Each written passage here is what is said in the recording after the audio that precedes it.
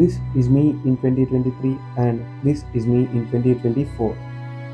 ఒకప్పుడు ఇలా లావుగా ఉన్న నేను ఇప్పుడు ఇలా సన్నగా తయారయ్యా. అది కూడా 1 ఇయర్‌లో. నమ్ముతారా?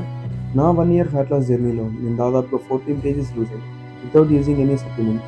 ఎవరికుండదు మామ 20 ఇయర్స్ దాటంగానే మంచి బాడీ మెయింటైన్ చేయాలని చెప్పేసి. అది కూడా న్యాచురల్‌గా, హెల్తీగా ఉంటూ.